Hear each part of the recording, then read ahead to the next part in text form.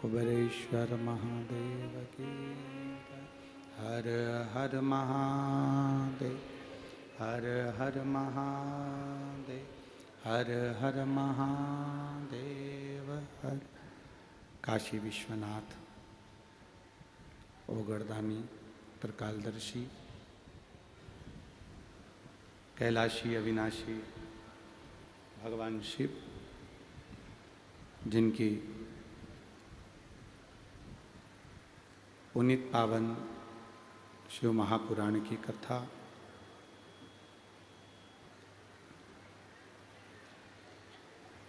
संपूर्ण विश्व के कल्याण हेतु बाबा देवादिदेव महादेव की कृपा से श्रवण करने का सौभाग्य प्राप्त हुआ है। छत्तीसगढ़ की ये पवित्र पावन भूमि, जिसको धान का कटोरा कहा जाता है,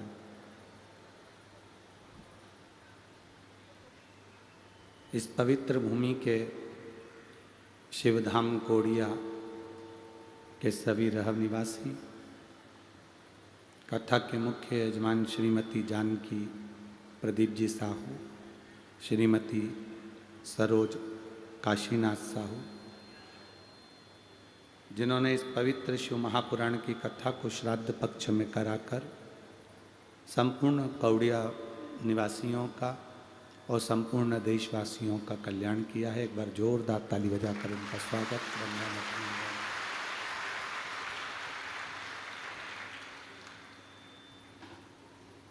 जब तक प्रभु की कृपा ना हो, एक कदम भी हम परमात्मा की ओर बढ़ नहीं सकते।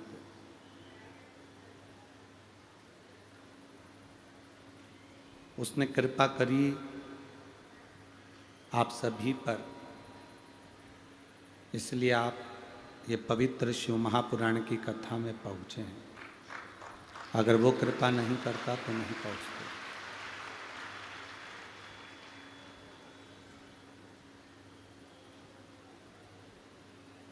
वो कहते हैं ना,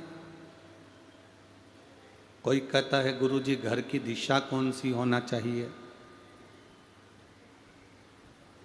घर का मुख पूर्व में हो कि पश्चिम में हो कि उत्तर में हो कि दक्षिण में हो।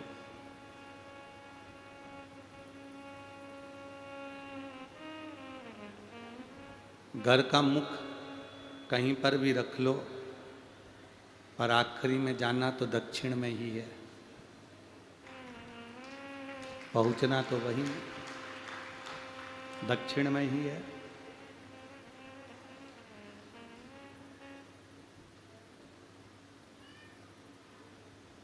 घर की दिशा कोई भी हो,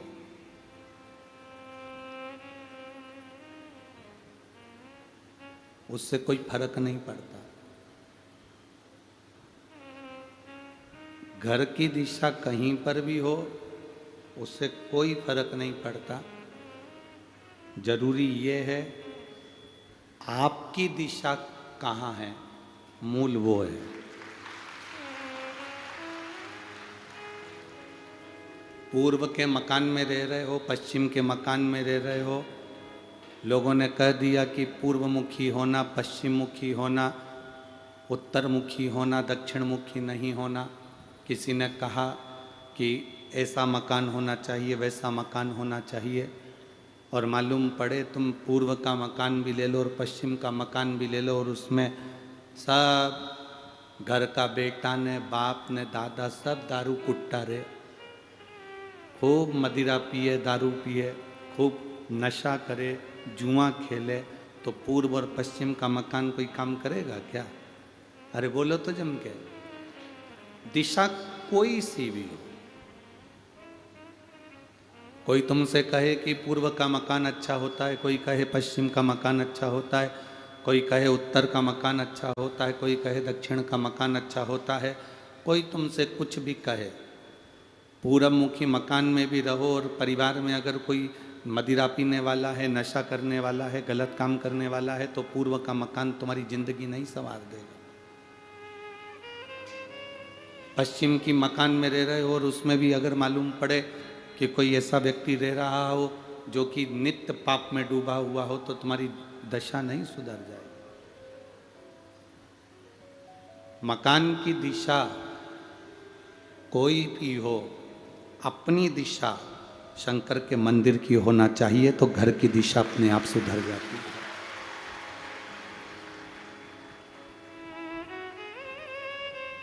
घर की दिशा कब अच्छी लगती है? जब आपकी दिशा अच्छी हो। आप व्यसन में नहीं डूबे हो, कामासक्ति में नहीं डूबे हो, चोरी निंदा में नहीं डूबे हो, किसी का बुरा करने में नहीं डूबे हो, तो घर की दिशा अच्छी है। कहीं पर भी रह लो, जाई विधि राखे राम ताई विधि रहिए।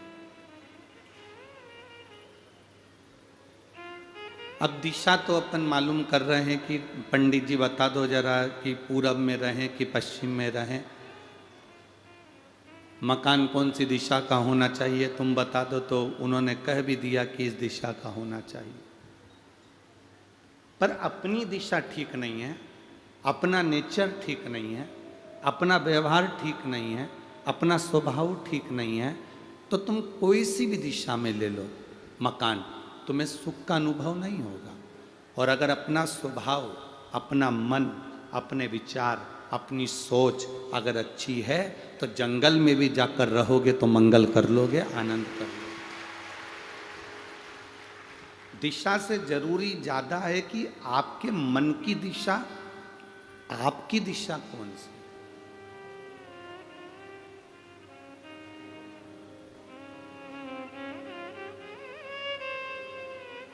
सोफा सेट और पलंग दोनों में बहुत अंतर होता है। सोफा सेट दिखने में कितना भी सुंदर हो, कितना भी लग्जरी हो, सोफा सेट की गादी कितनी भी अच्छी हो, पलंग की गादी भले कैसी भी हो, पलंग भले लग्जरी हो चाहे नहीं हो, सोफा सेट कितना भी लग्जरी हो, कितना भी सुंदर हो, उसकी गादी कितनी भी अच्छी हो, पर सोफा सेट पे तुम्हें नींद आ तो जाएगी, थोड़ी देर सो भी जाओगे, पर कहीं गर्दन रह जाएगी, कहीं कमर रह जाएगी, कहीं पाँव रह जाएगा। तुम सही से सोफा सेट पे से सो के उठोगे तो तुम्हारा शरीर सुखी नहीं होगा। होगा क्या? बोलो, जम के तो बोलो, नहीं होगा। सोफा सेट कितना भी लग्जरी हो, सोफा सेट कितना भी सुंदर हो, सोफा सेट कितना भी अच्छा हो, पर उस पर नींद तो आ जाएगी, पर तुम्हारा शरीर सुखी नहीं रह पाएगा। सुख पलंग पर ही मिल पाए। उसी तरह संसार सोफा सेट की तरह है, और ये सोफा सेट, ये संसार कितना भी अच्छा लगे, कितना अच्छा घर है, कितना अच्छा परिवार है, कितना अच्छा कुटुंब है, कितनी अच्छी बिल्डिंग है, कितना अच्छा धन है, कितना वैभव, ये सोफा सेट तुम्हें कितना भी अच्छा लगे, संसार कितना भी अच्छा लगे, पर इसमें तुम कभी सुखी नहीं रह सकते। सुख जैसे पलंग पर सोने पर सुख मिलता है, उसी तरह सत्संग में, शिव पुराण में बैठने पर सुख का अनुभव होता है। भगवान शंकर के मंदिर में एक लोटा जल समर्पित करने पर सुख का अनुभव होता है। शोरूम पर रखा हुआ सोफा सेट बहुत अच्छा दिखेगा, लेकर भी आ जाओगे, पर उस पर चैन की नींद नहीं आ सकती। चैन की नींद अगर आएगी तो केवल पलंग पर आएगी। उसी तरह तुम संसार में कहीं पर भी भटक रहो, कहीं पर भी चले जाओ, किसी भी जगह पर जाओ, कहीं पर भी भटको, पर तुम्हें जो सुकून मिलेगा वह हमारा शास्त्र कहता है, मिलता है सच्चा सुख केवल भगवान तुम्हारे चरणों। वो जो सुकून है, वो सुख जो है, वो परमात्मा के चरणों में है। परमात्मा के चरणों में, चरण के सिवाय सुख का अनुभव नहीं होता।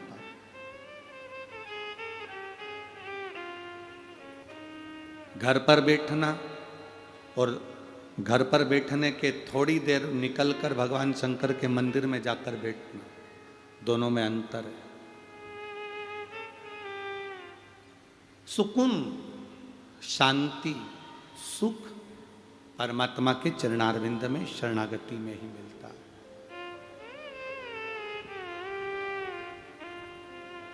मिलता है सच्चा सुख केवल भगवान तुम्हारे चरणों में, भोलेनाथ तुम्हारे चरणों में।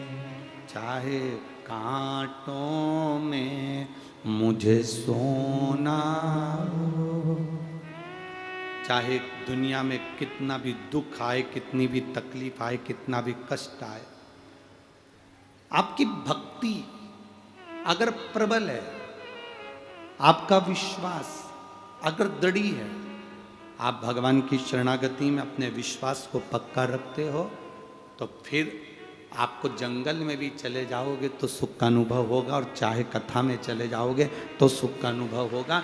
घर में रहोगे तो सुख का अनुभव करोगे, बाहर रहोगे तो सुख का अनुभव करोगे।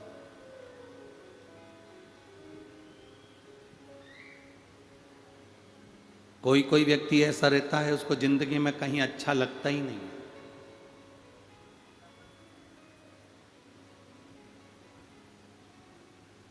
वह हमेशा जिंदगी भर रोता ही रहता है, मुझसे तो अच्छे ये किसान हैं, खेती करते हैं, फसल लेते हैं, आराम करते हैं।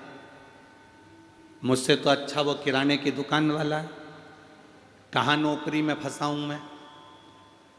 8-8 घंटे नौकरी देना पड़ती है, खड़े रहना पड़ता है, ड्यूटी देना पड़ती है, कहाँ मैं नौकरी में फंसा हूँ। मुझसे तो अच्छा वो है। ये हमारा मन, ये हमारा चित्त कहता है कि हमें नौकरी में सुख नहीं मिल रहा, दुकान वाला कहता है दुकान में सुख नहीं मिल रहा, किसान कहता है मुझे फसल में सुख नहीं मिल रहा, कोई राजा कहता है मुझे राजघराने में सुख नहीं मिल रहा। ये अपनी सोच है, अपनी दृष्टि, अपना विचार है।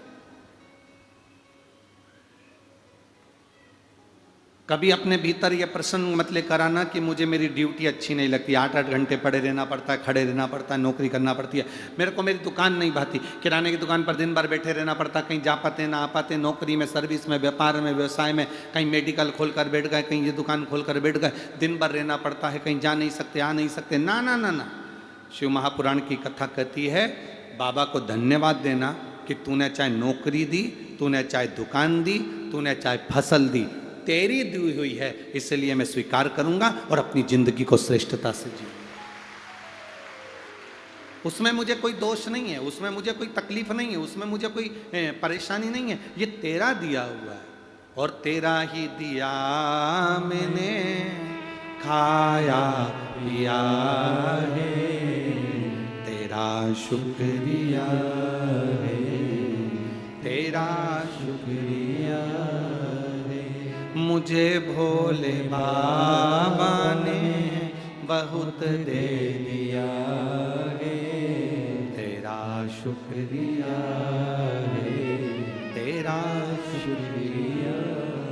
ये जायदाद दी है, औलाद दी है, ये जायदाद दी है, औलाद मुसीबत में हर वक्त इमदाद दी है, मुसीबत में हर वक्त इमदाद दी है, तेरा ही दिया मैंने खाया पिया है, तेरा शुक्रिया है, तेरा शुक्रिया। जब परमात्मा के नजदीक जाओ, जब परमात्मा के करीब जाओ, इतने छोटे बनकर जाना कि जिंदगी का सारा सुख तुम्हें प्राप्त हो जाए। जो छोटा होता है उसी को भगवान खूब प्रदान कर देता है, खूब दे देता है, क्योंकि छोटा बनकर आया। एक कथा श्रीमद् भागवत में आती है, आप लोगों ने सुना होगा। एक कथा टीवी श्रीमद् भागवत में आती है, आप लोगों ने श्रवण किया होगा। श्री वामन भगवान की, वामन भगवान छत्र कमंडल लेकर 3 पग भूमि मांगने के लिए राजा बलि के पास गए थे। बड़े बनकर गए थे कि छोटे बनकर गए थे? जम के बोलो जरा। छोटे बनकर गए थे। जितने छोटे बनकर जाओगे उतना सुख पाओगे।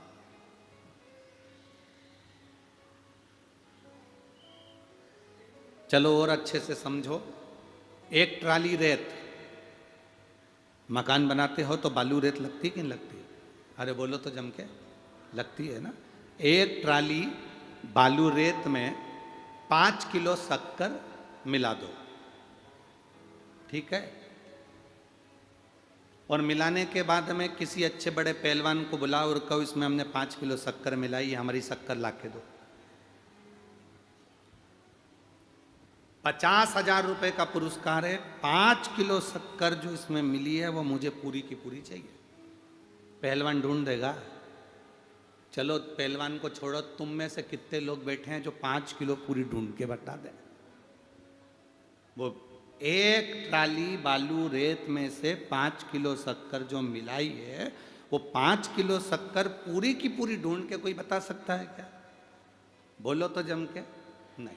हाथी को बुला लो, शेर को बुला लो, पक्षी को बुला लो, पशुओं को बुला लो, कोई शक्कर नहीं ढूंढ सकता। शक्कर अगर ढूंढ सकती है तो केवल एक चींटी ढूंढ सकती है।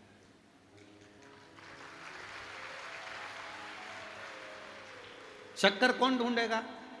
चींटी। उस ढेर पर चींटी को बिठा दो, वो एक एक दाना खींच खींच के पूरी 5 किलो शक्कर बालू रेत में से छाट कर रख देगी। जैसे एक ट्राली रेत में 5 किलो शक्कर चींटी छोटी है, बहुत छोटी है, वो ढूंढ लेती है, उसी तरह इतने बड़े संसार सागर में से शिव जी की कथा वो ही ढूंढ सकता है जो चींटी बनकर निकाल रहा है। बहुत छोटे बन जाओ। आपके 4-4 फार्म हाउस हो, 8-10 आपके पेट्रोल पंप हो, तुम्हारे पास में वेयर हाउस हो, तुम्हारा मकान कितना भी बड़ा हो, तुम्हारी संपदा कितनी सारी हो, तुम्हारे पास जमीन दौलत कितनी सारी हो, तुम्हारा बंगला कितना बड़ा हो, उससे कोई फर्क नहीं पड़ता। पर दुनिया के लिए सब कुछ हो सकता है, पर परमात्मा के लिए शून्य के बराबर है।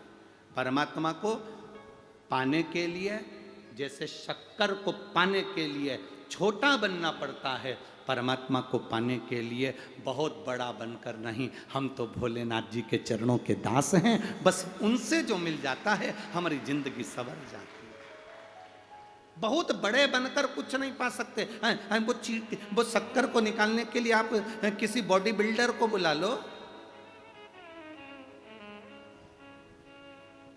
जिम में जितने एक्सरसाइज करते हैं उन सारे बॉडी बिल्डरों को बुलाओ और जिम वालों से कह दो कि इसमें 5 किलो शक्कर निकाल के बताओ। एक बॉडी बिल्डर भी नहीं निकाल सकता। पहलवान को बुला लो अखाड़े में से, इसमें से 5 किलो शक्कर निकाल के बताओ, नहीं निकालेगा। अच्छे को बुला लो, 5 किलो शक्कर पूरी नहीं निकाल सकता। एक ट्राली रेत में से केवल एक चींटी ऐसी है जो धीरे धीरे कर कर वो 5 किलो शक्कर के दाने को बीन कर लेकर आ जाती है। आप जितने छोटे बन जाओगे इस संसार सागर में से, उतना सुख खींच कर अपनी जिंदगी में ला सकते हो, अपने जीवन को आनंदमय बना सकते हो जितने छोटे बनोगे। पर आज के जमाने में छोटे बनना कौन चाहता?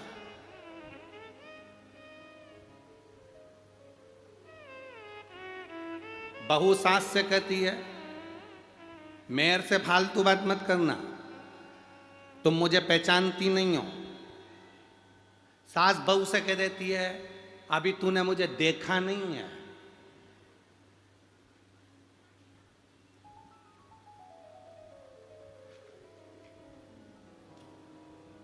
फिर सास ने बहू से कह दिया देख बहू, तू मेरे घर में आई है, आज तक मैंने किसी की सुनी नहीं है, मैं तेरी सुनूंगी नहीं।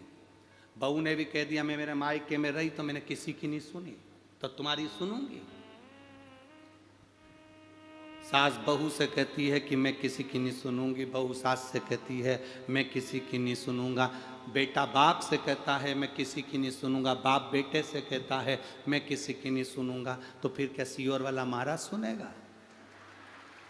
जब कोई नहीं सुनेगा। हम सुनना ही नहीं चाहते।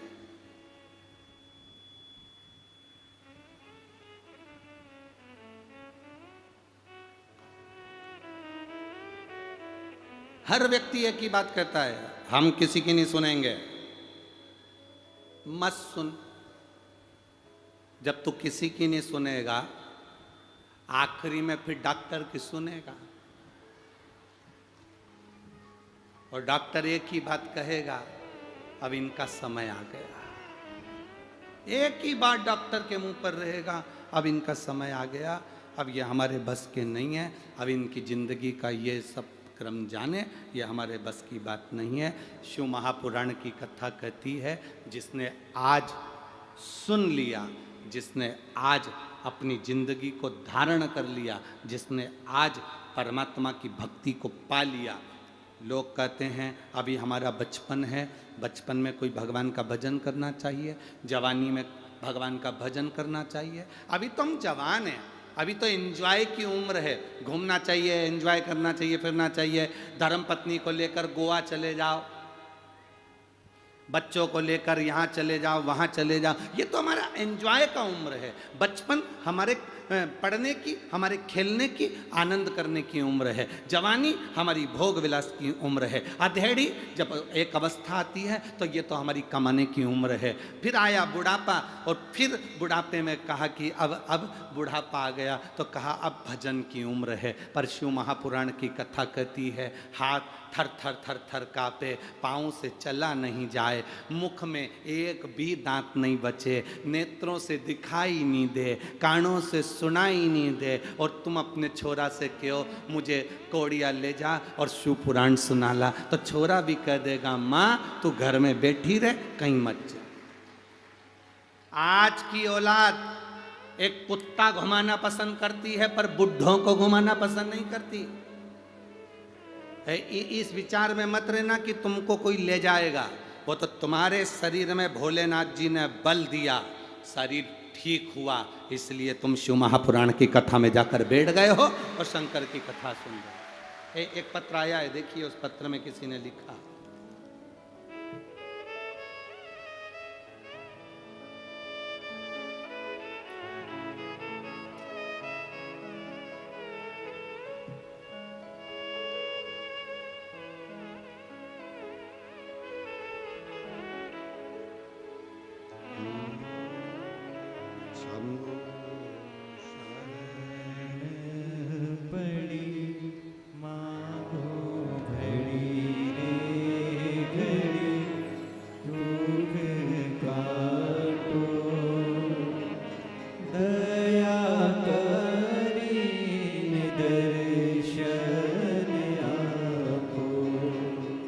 गुरुदेव मेरा नाम लता कन्नौजे है, मैं बेमेत्रा जिला नगर पंचायत सांझा से यहाँ आई हूँ। कहीं बैठी हैं?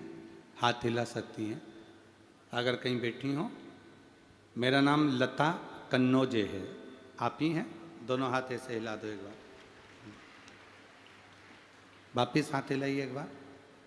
मेरा नाम लता कन्नौजे है, मैं बेमेत्रा जिला नगर पंचायत सांझा से आप यहाँ पधारी हूँ। मेरा पति का नाम श्री छगन कन्नौजे है। मेरे पति को 2021 में 2 बार पैरालिसिस का अटैक आया था। दोनों बार हमने हॉस्पिटल इलाज करवाया, आयुर्वेदिक इलाज करवाया। पैरालिसिस स्ट्रोक में हकलाने लगे थे, इलाज रायपुर एम्स हॉस्पिटल में कराया। कुछ समय बाद दूसरा स्ट्रोक पड़ गया, फिर उनका मुंह टेढ़ा हो गया और दायां हाथ शून्य पड़ गया। मेरे पति की आयु 57 वर्ष है गुरुदेव। उनके मुंह से लगातार लार बहती थी, सब परेशान हो गए। उनका शरीर कमज़ोर पड़ता गया। डॉक्टर का कहना था कि वो एकदम से ठीक नहीं हो पाएंगे, उसमें समय लगेगा। समय बीतता गया, इलाज चलता रहा।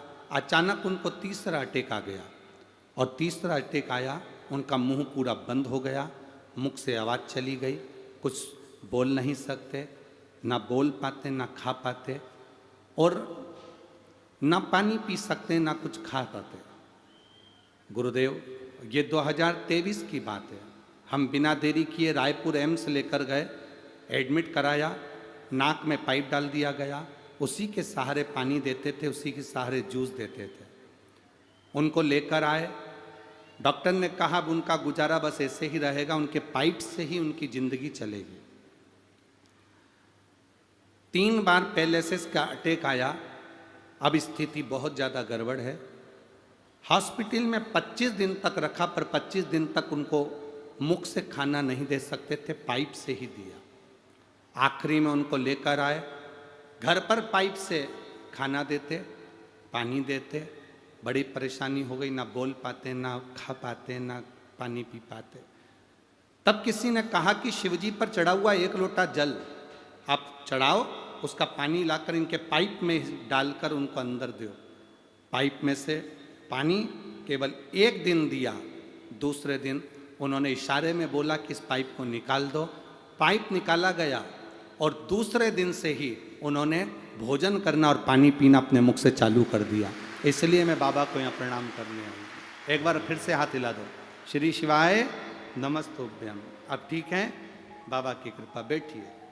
ये शिव तत्व है। ओ घड़ी,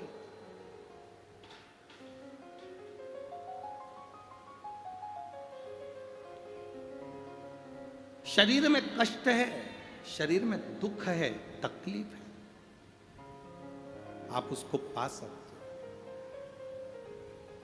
उसकी भक्ति, उसका भजन, उसका कीर्तन, श्री शिवाय नमस्तुभ्यम, आप स्मरण कर सकते हैं। कौन आएगा आपके दुख की घड़ी में? रिश्तेदार बाहर खड़े हो जाएंगे, नातेदार, परिवार, कुटुंब, कबीला सब बाहर, केवल एक अंत समय प्रभु आना पड़ेगा, वचन दिया तो निभाना पड़ेगा। आए ना आए प्रभु कुटुंब कबीला, अंत समय प्रभु आना पड़ेगा, वचन दिया तो निभाना पड़ेगा। हम इतने छोटे बन जाएं कि परमात्मा को पाने के लिए हम तत्पर रहें। जितने छोटे बनोगे, बहुत वीआईपी बनकर नहीं अपनी जिंदगी जी सकते।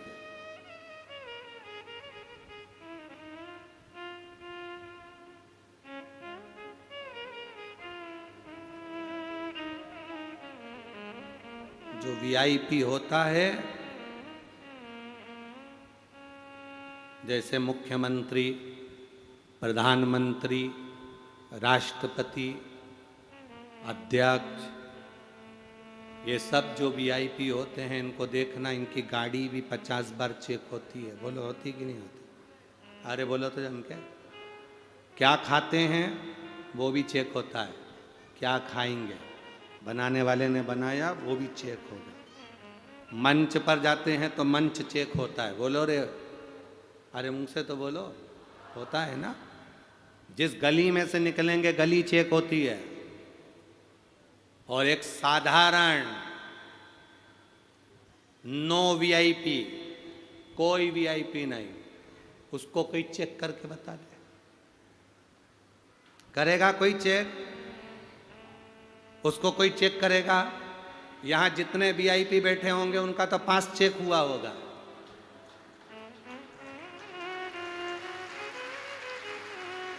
उनका तो कागज भी चेक हुआ होगा, आईडी भी चेक हुई होगी, तब अंदर आने दिया होगा। पर जो वीआईपी नहीं है, वीआईपी इंद्र के पास जाते हैं, नो वीआईपी महादेव के पास जाते हैं। तुम खुद, अरे तुम कहोगे सियोर वाले महाराज जी ऐसी बात करते हैं, उठा के देखो ना, भगवान विष्णु की शादी हुई, सब वीआईपी आए। बोलो सही है कि गलत है? ब्रह्मा जी की शादी हुई, सब वीआईपी आए। इंद्रदेव की शादी हुई, सब वीआईपी आए। राम जी की शादी हुई, सब वीआईपी आए। भगवान कृष्ण की शादी हुई, सब वीआईपी आए। शंकर जी की शादी में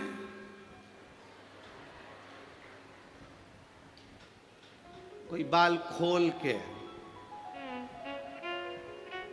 बड़ी बड़ी आंख, 12-15 मुंह, पाँवनी तो जमीन पर रेंग के, डाकनी, पिशाचनी, चुड़ैल, भूत, भयंकर, बस उन्होंने तो डमरू खड़काया। सब समझ गए अपने महादेव की शादी है, जाना है। तो किसी ने पूछा वीआईपी तो नहीं है? इतने में सारे भूत चुड़ैल बोले वीआईपी तो अपने देख के ही भग जाएगा रे, चलो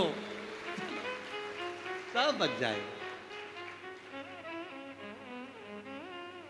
जो बाबा का है ना, जो शंकर जी का है, मेरे ओघड़तानी का, जो शंभू का है ना, उसको वीआईपी से मतलब ही नहीं होता। वो तो बाबा का है, इसलिए अड़भंगा होकर भगवान शिव की भक्ति में चला जाता।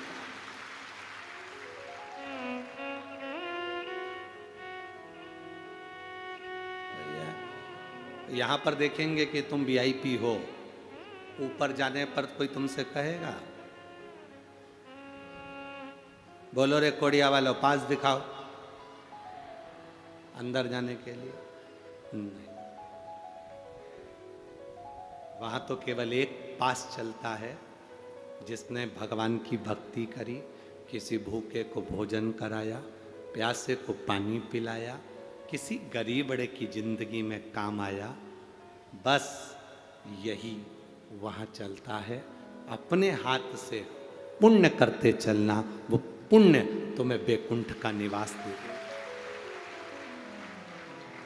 पुण्य तुम्हें वैकुंठ का निवास दे, अच्छे कर्म तुम्हें वैकुंठ का निवास दे।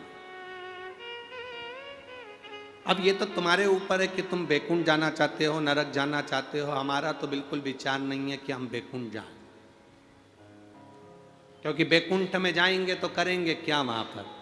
भगवान नारायण तो दिन भर पितृलोक में बैठे रहते हैं, लक्ष्मी जी भक्तों के घर में जाती रहती हैं, वैकुंठ पूरा खाली पड़ा रहता है, रूम मिल जाता है, एसी का, खाने के लिए भोजन मिल जाता है, सोने की थाली, चांदी के कटोरे सब मिल जाएगा, दासियां मिल जाएगी, चवन डोलाएगी, सब मिल जाएगा। पर भगवान की शिव महापुराण की कथा नहीं मिलेगी। इसलिए कैलाश पर्वत सबसे अच्छा है। वहाँ भगवान की भक्ति भी हो, भजन भी हो, कीर्तन भी हो, मंत्र जाप भी हो, स्मरण भी हो, नाम जाप भी हो, और रोज भक्त आएंगे, एक लोटा जल चढ़ाएंगे तो मेरे महादेव के चरणारविंद का जल रोज आचमन करने को मिलेगा, तो मेरी जिंदगी सार्थक होती चली जाएगी। इसलिए बोल बम का नारा है, बस उसके सहारे जीना, एक आनंद की अनुभूति के साथ जीना। जितने छोटे बन सकते हो, जितने छोटे से छोटे बन जाओ, मेरा शिव आपको उतना प्राप्त कर लेगा। बड़े बनने में आनंद की अनुभूति नहीं होती, छोटे बनने में सुख होता है। घर की एक बड़ी बहू होती है, एक छोटी बहू होती है। बड़ी बहू जरा सी भी गलती कर दे तो सास कहती है क्योरी देख के नहीं चल सकती, और छोटी थोड़ी सी भी गलती कर दे तो सास कहती है नहीं है, अभी चलना सीख रही है, छोटी है, छोटी है, छोटी है। वो छोटेपन में निकल जाती है।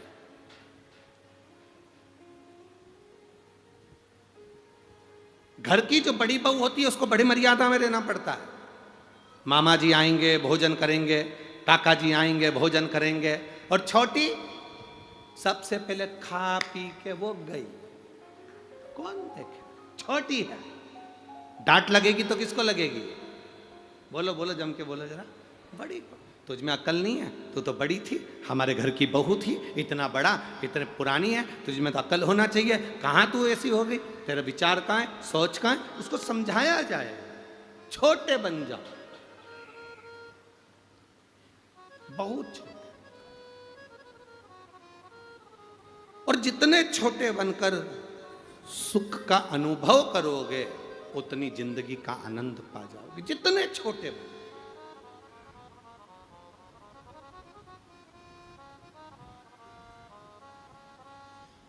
चलो और सरल भाषा में समझ लो।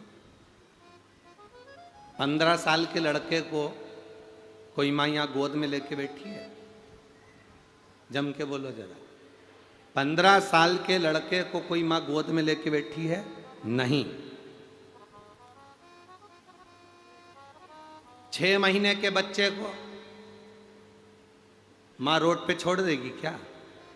8 महीने के बच्चे को, 1 साल के बच्चे को, 1.5 साल के बच्चे को माँ कहीं छोड़ती नहीं है, हाथ पकड़ के रखती है, गोद में बिठा कर रखती है। उसी तरह छोटे बच्चे को माँ अपनी गोदी में रखती है और बड़े बच्चे को माँ दूर रख लेती है। उसी तरह मेरा भोलेनाथ जो छोटे हैं उनको अपनी गोदी में रख लेते हैं, जो बड़े हैं उनको थोड़ा दूर रख देते हैं।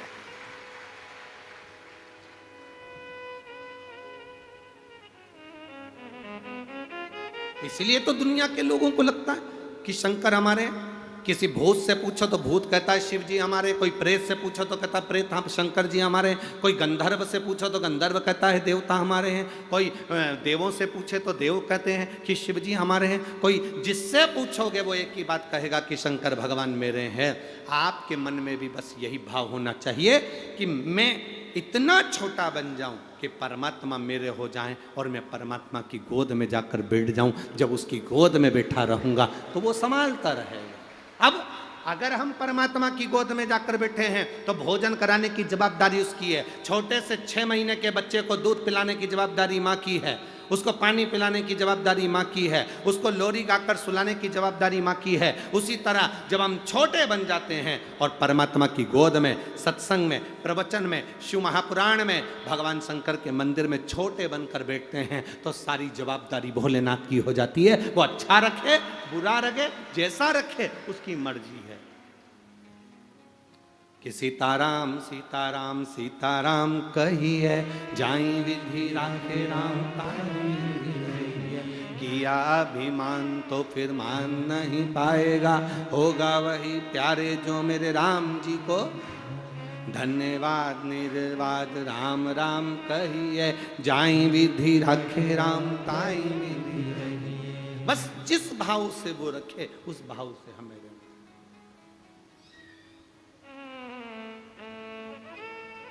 एक बार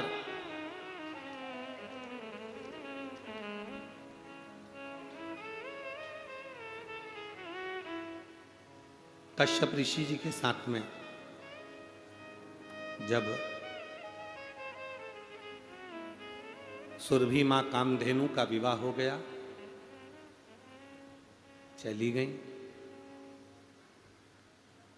और कश्यप ऋषि के साथ में जब माता सुरभि मां कामधेनु जब गई, कश्यप बाबा के आश्रम में जब पहुंची, कश्यप ऋषि के आश्रम में जब पहुंच जाती हैं, तब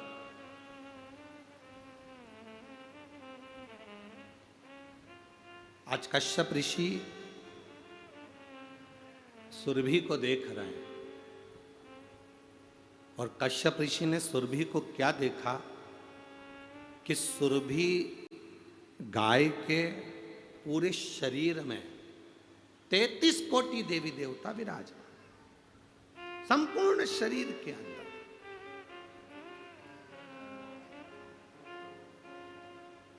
तैतीस कोटि देवता गाय के अंदर विराजे। कश्यप ऋषि ने क्या देखा कि मैं संध्या करता हूं तो जितने भी देवी देवता इस सुरभि के शरीर में है वो सब संध्या करते हैं। मैं भजन करता हूं, सुरभि के शरीर में जितने भी देवता हैं वो भजन करते हैं। मैं कीर्तन करता हूं, सुरभि के शरीर में जितने भी देवता हैं वो सब कीर्तन करते हैं।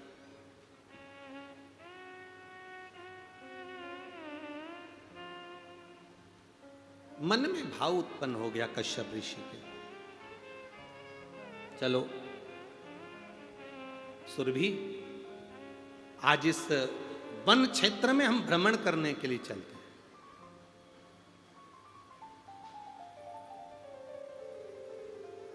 और वन क्षेत्र में भ्रमण के लिए जब कश्यप ऋषि सुरभि गाय को लेकर निकले, माता सुरभि कामधेनु को लेकर निकले,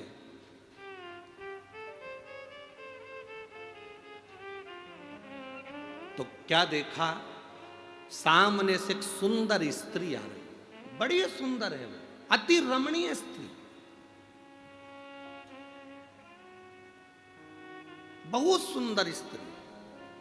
श्वेत वस्त्र हैं, गले में श्वेत आभूषण है, मस्तक पर श्वेत मुकुट लगा है, कानों में श्वेत कुंडल है, हाथ में एक छोटा सा घड़ा है और बड़ी सुंदर एक स्त्री सामने से आ रही है। तो कश्यप ऋषि को लगा कि कोई देवलोक की अप्सरा होगी, कोई देवलोक से अप्सरा आ रही होगी, और हो सकता है सुरभि मेरी धर्म पत्नी है तो 33 कोटि देवता इसके शरीर में है तो उनका आदर करने आ रही होगी। सामने से एक स्त्री को आते हुए देखकर कश्यप ऋषि एकदम आश्चर्य में पड़ गए कि इतनी सुंदर स्त्री है और नजदीक आ रही है सुरभि के। अब कुछ देर तक तो वो सुंदर स्त्री कश्यप ऋषि के पास तक आई और सुरभि गाय को देखकर वो स्त्री 5 मिनट के अंदर ओझल हो गई, छुप गई। 5 मिनट नहीं लगा और ओझल हो गई। अब कश्यप ऋषि को बड़ा आश्चर्य हुआ कि कौन स्त्री थी, कहां से आई थी, सामने आई और ओझल हो गई। सुरभि मैया ने देखा कि ये साधारण स्त्री नहीं थी, ये जो सामने आई थी ना, ये मृत्यु लोक को तारने वाली तरो तारण गंगा महारानी थी जो सामने से निकल कर जा रही। गंगा है,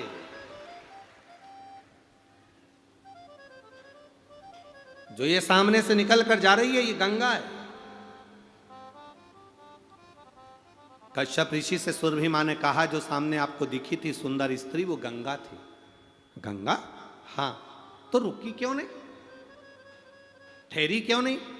उस गंगा ने मुझसे बात क्यों नहीं करी?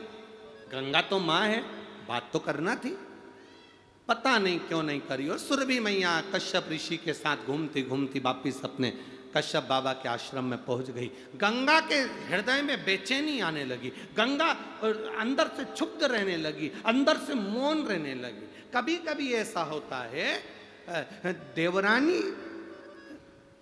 शादी कर कर जब देवर की शादी होती है और देवरानी आ जाती है तो घर में जो जेठानी रहती है उसको ऐसा लगने लगता है कि मेरी मान, मेरा सम्मान, मेरी प्रतिष्ठा कम हो गई। सास देवरानी को ज़्यादा चाहती है, सास छोटी बहू को ज़्यादा चाहती है। पर निवेदन करूँगा मेरा छोटी माताओं से, छोटी देवरानी से, जेठानी से, घर की बहुओं से एक निवेदन करूँगा, कभी मत सोचना कि सास छोटी को ज़्यादा चाह रही है कि बहू बड़ी को ज़्यादा चाह रही है। किसी सास से पूछना तुम्हें छोटी बहू ज़्यादा अच्छी लगती है कि बड़ी बहू अच्छी लगती है, सास हमेशा एक ही बात कहेगी, मैंने दोनों बेटों को बराबर का दूध पिलाया है इसलिए मेरे बेटे बराबर हैं तो मेरी बहू में भी बराबर। और सासुओं से निवेदन है, कभी मत कहना कि बड़ी बहू अच्छी कि छोटी बहू अच्छी। बुढ़ापे आते आते किसी भी बहू से पाला पड़ सकता है, गेंद किसी के भी पाले में जा सकती है। इसलिए कभी मत बोलो कि छोटी अच्छी कि बड़ी अच्छी, हमेशा कहो मेरी दोनों बहुएं बहुत अच्छी हैं, बढ़िया। जिसके यहाँ अच्छा खाना मिल जाए उसके यहाँ से खा लो, उसमें क्या दिक्कत है। पर कभी मुख से मत कहो कि बड़ी अच्छी कि छोटी अच्छी। मेरी दोनों बहुएं बढ़िया, मेरी मंजली बहू बहुत बढ़िया, संजली बहू बहुत बढ़िया, मेरा परिवार बहुत बढ़िया। तुम्हारी बहू में सबसे अच्छी बहू कौन सी है मुझे नहीं मालूम, मैं तो इतना जानती हूँ, खाना खाने बैठती हूँ एक बहू पानी भर देती है, दूसरी बहू रोटी ला देती है। मैं जब कहीं जाती हूँ एक बहू बैग जमा देती है, दूसरी बहू मेरा टिकट करा देती है। मेरे को कहीं पर भी जाना हो मेरी बहू दोनों अच्छी हैं। कभी मत कहो कि बड़ी अच्छी कि छोटी अच्छी, क्योंकि ये बुढ़ापे का जीवन ना जाने किससे पाला पड़ जाए। कभी अपनी जिंदगी में मत कहो कि ये छोटा अच्छा कि बड़ा अच्छा, सब अच्छे। आज सबसे ज्यादा दिक्कत कहां पड़ी है?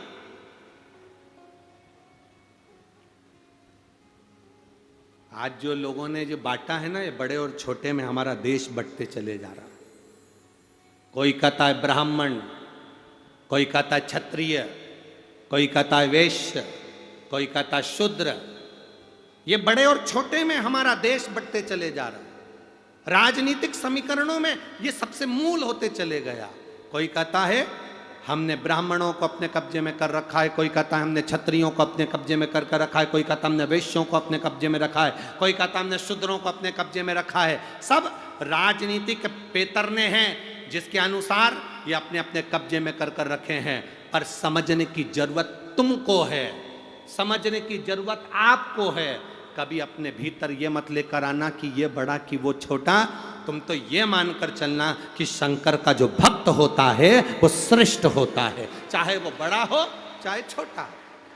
हमारी दृष्टि में सब सम होना चाहिए। ब्राह्मण, क्षत्रिय, वैश्य, शूद्र सब एक होना चाहिए, सब एक।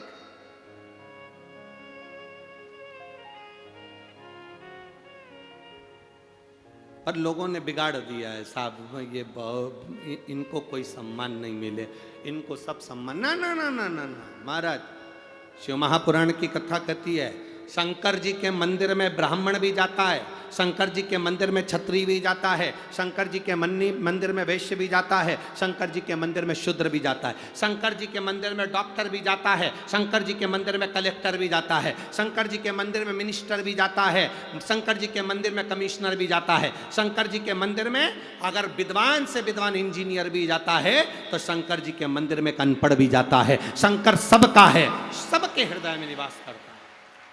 अगर नहीं करता होता, एक पत्र आया देखिए,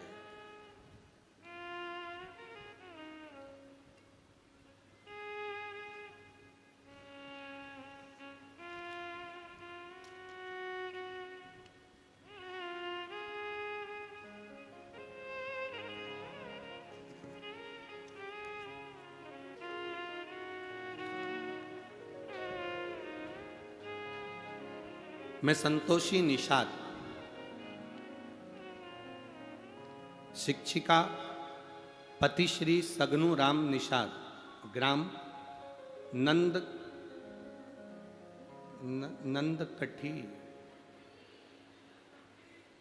नंदकड़ी, तुम समझ गए ना, बस, जिला दुर्ग। कहीं बैठी हैं? हाथ हिला दो एक बार। हाँ ठीक है, दिख गए दिख गए। हाँ ठीक है, हाथ हिला दो एक बार। श्री शिवाय नमस्तुभ्यं। मैं संतोषी निषाद, शिक्षिका पति श्री सगनू राम निषाद, ग्राम नंदकड़ी, जिला दुर्ग निवासी हूँ। मैं बाबा की भक्ति का क्या वर्णन करूँ गुरुदेव। मैं खुद शिक्षिका हूँ। गुरुदेव, बाबा की कृपा क्या होती है यह कोई मुझसे पूछे। 2 जनवरी 2022 भिलाई में शिव महापुराण की कथा सुनी और उस दिन से आपकी कथा छत्तीसगढ़ में जहाँ भी होती है सुनने के लिए 1 दिन 2 दिन पहुँचती जरूर हूँ। आपकी कथा में जाते हैं तो ऐसा लगता है कि हम अपने पिता के घर में अपने मायके आए हैं और भगवान शिव से मिलने के लिए आए हैं। गुरुदेव, मेरा पुत्र चमनदीप निषाद 12वीं कक्षा में पास हुआ। उसके बाद में वो नीट की तैयारी करने लगा। पहले वर्ष परीक्षा में वो सफल नहीं हुआ, क्योंकि नीट की जो परीक्षा होती है वो बड़ी कठिन परीक्षा है गुरुदेव। डॉक्टर बनने के लिए जो परीक्षा है वो बड़ी कठिन है। सफल नहीं हुआ। लोगों ने उससे कहा कि तू कोचिंग करने बाहर चले जा, यहाँ चले जा, वहाँ चले जा। पर मैंने अपने पुत्र से कहा कि तू घर में मेहनत कर और बाबा चाहेगा ना तो अब की बार परीक्षा देने जाना तो बेलपत्र की बीच की पत्ती में शहद लगाकर शिव जी को लगाकर फिर चले जाना। बेटा कहता है माँ तुम भी इन साधारण बातों पर विश्वास करती हो। मैंने कहा बेटा वो सीहोर वाला जो महाराज है ना, वो बोलता है टीवी पर कथा में कि शंकर पर करा हुआ भरोसा कभी टूटता नहीं है। तू एक बार बेलपत्र चढ़ाकर तो जा। गुरुदेव, दूसरी बार परीक्षा भिलाई में दिलवाई। बेलपत्र पर शहद लगाकर उसको भेजा। बाबा की कृपा का मैं क्या वर्णन करूं। और आपने जो ऑनलाइन पूजन कराई उसकी बेलपत्र टीवी पर जो आप पूजन कराते हो सावन के महीने की शिवरात्रि पर, उसकी बेलपत्र मैंने रख ली और बेटे से कहा तू भी पूजन कर और इस बेलपत्र को रख अपने कमरे में। गुरुजी कहते हैं जिस कार्य के लिए बेलपत्र रखोगे वो कार्य सफल होगा। मेरे बेटे ने और मैंने मेरे बेटे की नीट की परीक्षा पास होने के लिए, उसको डॉक्टर बनने के लिए हमने बेलपत्र रखी और बाबा की कृपा से 15 जुलाई को हमने पूजन करी ऑनलाइन। 14 अगस्त को नीट का रिजल्ट आ गया और मेरा बेटा MBBS के लिए अंबिकापुर गवर्नमेंट कॉलेज में उसका नाम आ गया। मैं बाबा को यहाँ प्रणाम करने के लिए आई हूँ। ये पत्र शिव तत्व की प्राप्ति है। बैठिए बहन, हर हर महादेव, बधाई आपको, बहुत बहुत बधाई। शिव तत्व की प्राप्ति इसी को कहते हैं। एक पत्र और बड़ा सुंदर है, देखिए। मेरा नाम दक्षी साहू है और मैं कोहका भिलाई, जिला दुर्ग, छत्तीसगढ़ की रहने वाली हूं। कहीं बैठी हैं तो हाथ हिला सकती हैं। दक्षी साहू आप ही हैं? आपको बधाई बाबू, बहुत बहुत। मेरा नाम दक्षी साहू है, उम्र 20 वर्ष है। मैं कोहका भिलाई, जिला दुर्ग, छत्तीसगढ़ की रहने वाली हूँ। मेरे पिता श्री भगत सिंह साहू और माता का नाम योगेश्वरी साहू है, गुरुदेव। मैंने 10th क्लास से ही मेरा सपना था कि मैं डॉक्टर बनूं। 12th पास किया, नीट का एग्ज़ाम देने के लिए आतुर हुई, लेकिन कुछ हाथ नहीं लगा। मैंने पहला नीट का एग्ज़ाम 2020 में दिया था, जो क्लियर नहीं हुआ। फिर मैंने 2021 में दिया, उसमें भी मेरा क्लियर नहीं हुआ।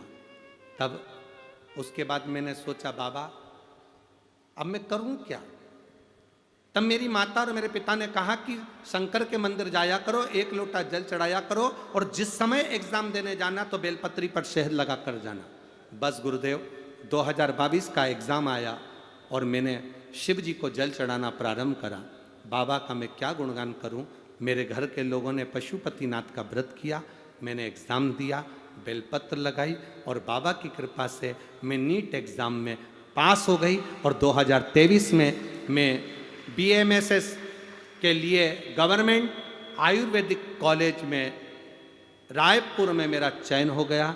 मैं बाबा को यहाँ प्रणाम करने के लिए आई हूँ। बधाई आपको बाबू, डॉक्टर बनने के लिए बहुत बहुत साधुवाद। शिव तत्व इसी को कहते हैं।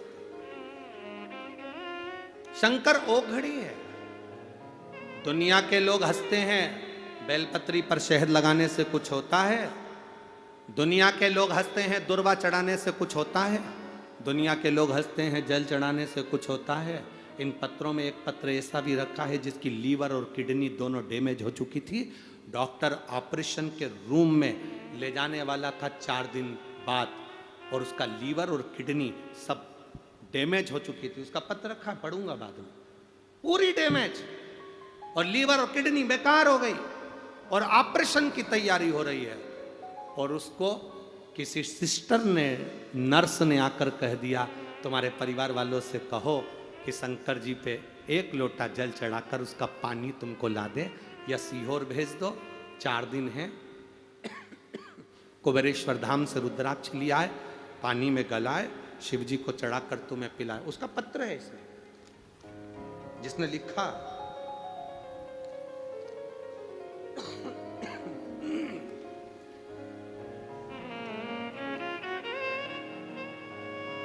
शशि ध्रुवे, सड़क क्रमांक 1, शांति नगर, कोहका भिलाई, दुर्ग से हैं।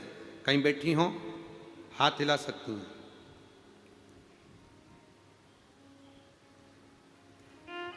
कहीं बैठी हो तो हाथ हिला सकती हूँ, जहां कहीं भी बैठी हो। शशि ध्रुवे, सड़क क्रमांक 1, शांति नगर, कोहका भिलाई, दुर्ग। गुरुदेव, 2006 में मुझे लीवर संबंधित परेशानी हो गई, किडनी बेकार, लीवर बेकार। डॉक्टरों ने ऑपरेशन का बोल दिया। गुरुदेव, 18 साल से लीवर की परेशानी थी, किडनी की परेशानी थी। 2022 आया, मैं बीमार पड़ा, डॉक्टर के पास गए, वहाँ उन्होंने एडमिट करा और ऑपरेशन की कह दिया। अब गुरुदेव क्या कहूँ मैं। आपकी जयंती स्टेडियम भिलाई में कथा हुई, घर के लोगों ने कथा सुनी, विश्वास जागृत हुआ। हॉस्पिटल में पड़ा, नर्स डॉक्टर ने कहा कि कहीं से रुद्राक्ष हो उसका जल दो। रुद्राक्ष लाए गए, जल दिया, बाबा की कृपा से गुरुदेव, डॉक्टर ने ऑपरेशन का कहा था, जांच हुई तो कहा लीवर ने काम करना प्रारंभ कर दिया और 18 साल से जो बीमारी थी वो समाप्त हो गई। ये शिव तत्व है हमारा, योग घड़ी है। 2006 से जो बीमारी थी वो बाबा ने मेरी ये शंकर ओघड़ी कहलाता है, शिव तत्व। आप लोग आए जरूर हो, बैठे हो शिव महापुराण में, कथा सुन रहे हो शंकर भगवान की, पर इतना विश्वास मानकर चलना कि मेरे भोले बाबा की कथा में वही जाता है जिसको भोले बाबा हाथ पकड़कर उबारना चाहते हैं, पार लगाना चाहते हैं, जिसका हाथ पकड़ना चाहते हैं। आता ही नहीं कोई। कई कई लोग यही कोड़िया के ऐसे होंगे जिनसे घर नहीं छूट रिया होगा, वो कथा तक नहीं पहुंच पा रहे होंगे। किसी किसी नगर में कथा होती है तो लोग सोचते हैं अपने गांव में कथा हो रही है, अपन कैसे जाएं इतनी दूर, कैसे पहुंचे। अभी ये कथा पूरी हो जाएगी, 17 तारीख से नागपुर में प्रारंभ हो जाएगी। नागपुर में प्रारंभ होगी, कई लोग नागपुर कैसे रहेंगे, जो विचार करेंगे अपन तो टीवी पर सुन लेंगे, इतनी दूर कैसे जाएंगे ना। बाबा की कथा में पहुंचना और बाबा से प्रार्थना करने पहुंचना कि तेरी कृपा से मैं चलकर यहां तक आई हूं, मेरा शरीर ऐसा बनाना कि मरते दम तक पलंग पर मत पटकना, तेरे दरवाजे पर पटकना। पलंग पर मत पटकना इस शरीर को, अगर पटकना तो तेरे दरवाजे पर पटकना।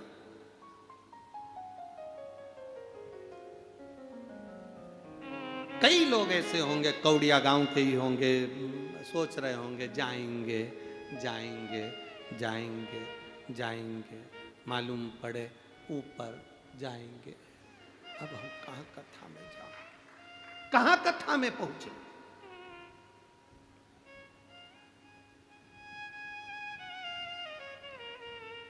कितना कठिन है ऐसी चिलचिलाती हुई धूप 1-1.5 किलोमीटर चलकर कथा पंडाल में पहुंचना, बैठना, छाता, चादर, पन्नी अपनी खुद की बांध कर बैठना, पकड़कर बच्चों को साथ रखना, बुजुर्गों का साथ रखना और कथा सुनना, ये कोई सरल बात है? वो तो बाबा पकड़कर बुलाता है तो आप लोग यहाँ तक पहुँच जाते हो और शिव कथा सुनवा दे। ईर्षा ना रखें। गंगा मैया के मन में ईर्षा जागृत हो गई सुरभि गाय को देखकर, क्योंकि 33 कोटि देवता सुरभि गाय के अंदर थे। कामधेनु के अंदर, गौ माता के अंदर 33 कोटि देवता थे, तो गंगा माता को ईर्षा जागृत हो गई। तुम्हारी देवरानी आ जाए, ईर्षा जागृत मत होने देना। तुम्हारी जेठानी कितनी भी विद्वान हो, तुम्हारे भीतर ईर्षा जागृत नहीं होना चाहिए। सास छोटी को चाहे तो भी तुम्हारे अंदर ईर्षा नहीं आना चाहिए। सास बड़ी को चाहे तो भी तुम्हारे अंदर ईर्षा नहीं आना चाहिए। तुम्हारे अंदर ये भाव होना चाहिए, अच्छा है सास छोटी को चाहेगी तो छोटी आगे बढ़ बढ़ कर काम कर लेगी, मेरे पास फुर्सत नहीं, बच्चों को पढ़ाऊं कि कहाँ जाऊं। जितना भगवान ने दिया उसमें संतुष्टि हमारे भीतर होना चाहिए। गंगा मैया के हृदय में ईर्षा जागृत हो गई, थोड़ी सी ईर्षा गंगा के हृदय में आ गई। गंगा जी पहुंच गई सीधे भगवान ब्रह्मा जी के पास में। जब उन्होंने सुरभि के शरीर में सारे देवताओं को देखा तो 5 मिनट गंगा जी नहीं रुकी और सीधे ब्रह्मा जी के पास पहुंची, सीधे ब्रह्मा।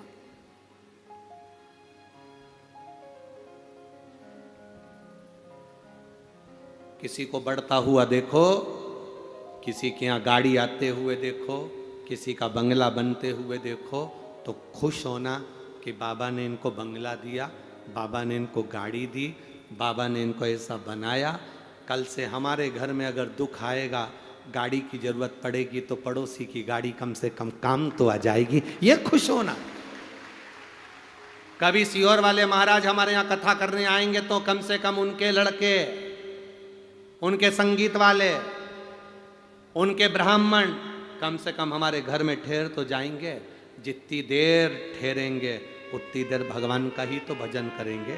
थोड़े बहुत हो सकता है बर्तन झूठे इधर उधर पटक दें, पर वो झूठा, अगर भजन करने वाले का मुख का पात्र भी झूठा घर में अगर गिर भी जाए तो खुश होना कि भजन के मुख लगे हुए पात्र का जल जमीन पर गिरा, उसका सुख क्या मिलेगा ये जिंदगी भर नहीं सोच पाओगे।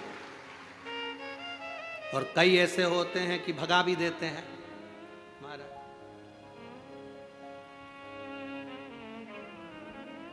बड़ा बंगला और मकान होने से क्या होता है, हम नहीं झेल सकते तुमको, चलो जाओ यहां से, जो कथा करा रहा है उसके घर पहुंचो। कई ऐसे भी होते हैं।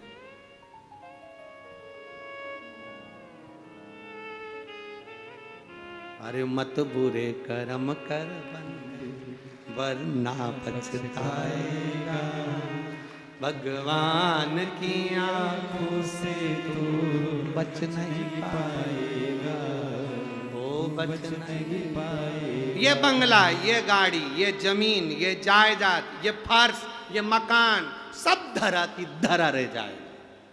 7 दिन कथा हुई, कथा कर कर हम तो ये चल दिए। आप लोगों ने जिस भाव से कराई बाबा आपके भंडार भर दिए, जिसने जिस भाव से सुनी बाबा ने उसको उस भाव से दे दिया। हम तो कथा कर कर नागपुर चले जाएंगे, पर पत्र कथा में उसी के आएंगे जिसने दिल से सुनी होगी और दिल से कराया होगा, दिल से आनंद लिया। इन पत्रों के अंदर तुम्हारा स्वभाव, तुम्हारा भाव, तुम्हारा आनंद, शिव भक्ति छुपी हुई है।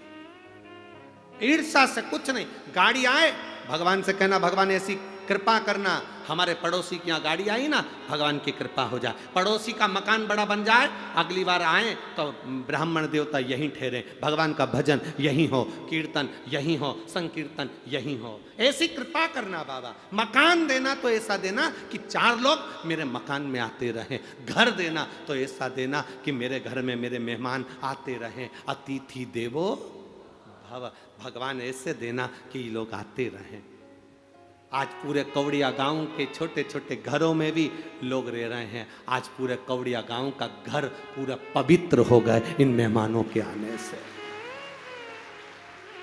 आज तक इस गांव के अंदर ये 5-5, 10-10 लाख लोग, आज तक इस गांव के अंदर इतने लोग, इतने भक्त आज तक नहीं आए होंगे। जब इन भक्तों के चलने की, इस श्रोताओं के चलने की धूल जब उड़ती होगी, जिसके सिर पे पड़ती होगी, उसका तो कल्याण वैसे ही हो जाता होगा। क्योंकि वो मुख से, शिव महापुराण के अंदर लिखा है, श्री शिवाय नमस्तुभ्यम बोलने वाले के मुख का दर्शन कर लो तो 1000 अश्वमेध यज्ञ का फल मिल जाता है। तो श्री शिवाय नमस्तुभ्यम बोलकर जब ये इतने जाते होंगे, इनके चरण की जब धूल उड़ती होगी तो हमारे परिवार का और हमारा कल्याण और गांव का कल्याण तो वैसे ही हो जाए।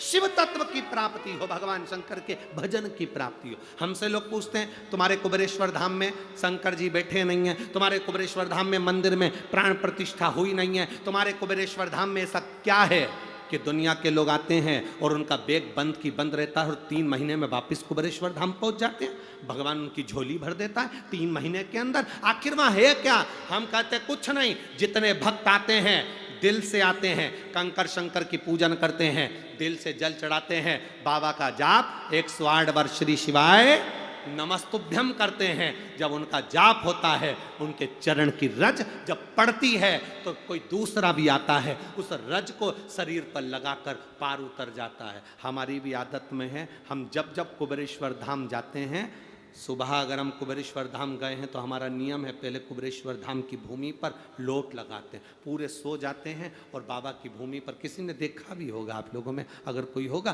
तो सवेरे के समय पर जब भी हम कुबेरेश्वर धाम गए, दंडवत करा, लोट लगाई, उस रज को अपने शरीर पर लगाना,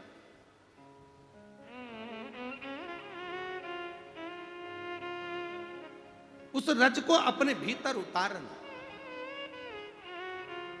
साधारण है।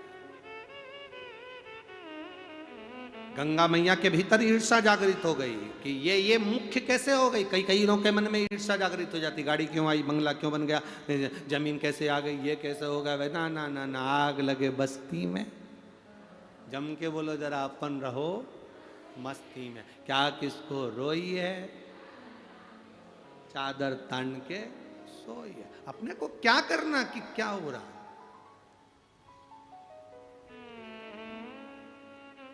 अभी थोड़े दिन बाद चुनाव आ जाएंगे, पूरे गांव गांव, नगर नगर, शहर शहर में एक ही चर्चा चलेगी, ये पार्टी कि वो पार्टी, ये पार्टी कि वो पार्टी। तुम लोगों के मुख से निकलना चाहिए, हम तो शंकर की भक्ति वाले हैं, हमसे बात मत करो, शिव जी की आनंद भक्ति में डूबने वाले हैं, व्यर्थ चर्चा क्यों करना।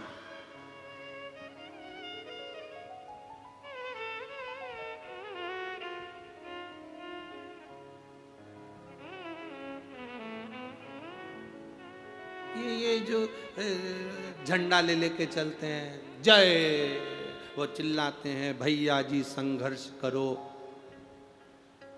अरे जम के तो बोलो, हम तुम्हारे साथ हैं, अगर तुम सब साथ होते तो संघर्ष की जरूरत ही काहे को पड़ती है।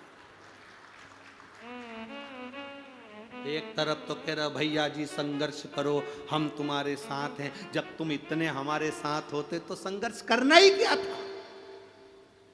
फिर बोलते ही नहीं कि संघर्ष करो, काहे का संघर्ष, हमें तो टेंशन मत लो, परंतु आवाज लगा रहे भैया जी संघर्ष करो, हम तुम्हारे साथ हैं, मतलब पक्का जितने बोल रहे हैं वो एक भी इसके साथ नहीं, पक्का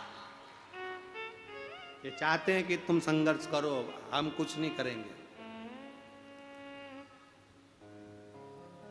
अरे भगवान की भक्ति करो रे दादा,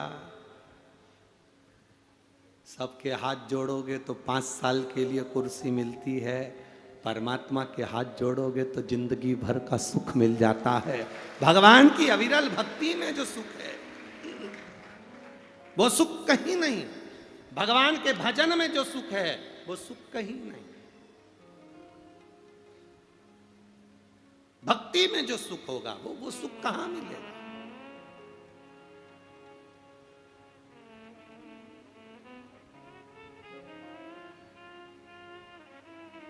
अरे ना राम नाम लीनो तूने भरी जवानी में, तू डूब के मर जा रे चुल्लू भर पानी में। ना राम नाम लीनो तूने भरी जवानी में, पूरी जवानी तो तूने सजने में निकाल दी, पूरी जवानी डेंटिंग पेंटिंग में। ना राम नाम लीनो तूने भरी जवानी में, तू डूब के मर जा रे चुल्लू भर पानी में। अब समझ में नहीं आता, लिखने वाले ने लिख दिया कि चुल्लू भर पानी में डूब के मर जा, पर इतना बड़ा शरीर कोई चुल्लू भर में डूबे, इसको तो नदी चाहिए, तालाब चाहिए, तब तो डूबे। पर शिव महापुराण की कथा कहती है जो भगवान का भजन नहीं करता, मनुष्य का शरीर पाने के बाद भी जो कभी शंकर को एक लोटा जल नहीं चढ़ाता, वो मनुष्य नहीं होता, कीड़ा के बराबर है, और कीड़ा चुल्लू भर पानी में डूब के मर सकता।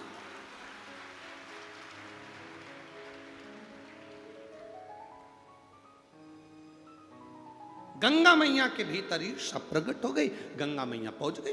अब गंगा मैया पहुंची सीधे भगवान ब्रह्मा जी के पास। ब्रह्मा जी ने पूछा गंगा कैसे आई हो? गंगा जी कहती है मुझे ये बताओ, मैं बड़ी कि गौ माता बड़ी, मैं बड़ी कि सुरभि बड़ी? ब्रह्मा जी ने मन में सोचा ईर्षा, बड़ा और छोटा का भान जब आ जाए तो ईर्षा।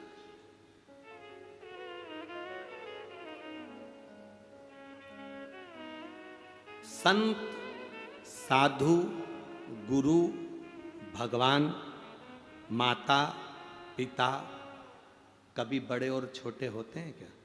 अरे बोलो तो जम के, होते हैं क्या? गुरु कभी बड़ा छोटा नहीं होता। कोई कहे कि वो गुरु जी बड़े हैं, वो कहे कि वो गुरु जी छोटे, ना ना ना ना।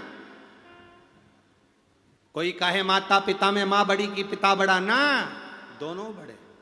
गुरु कोई भी हो सब बड़े, संत कोई भी हो सब बड़े, सब बड़े।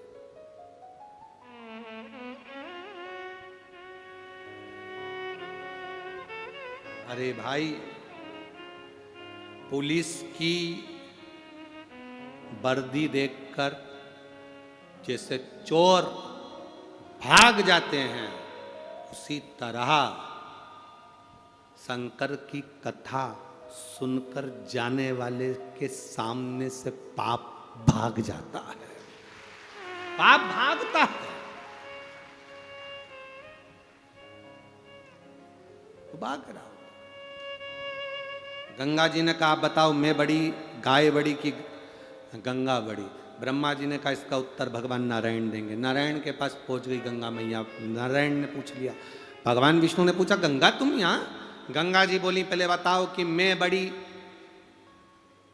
कि गाय बड़ी? बोलो मैं बड़ी कि गैया मैया बड़ी? बोलो।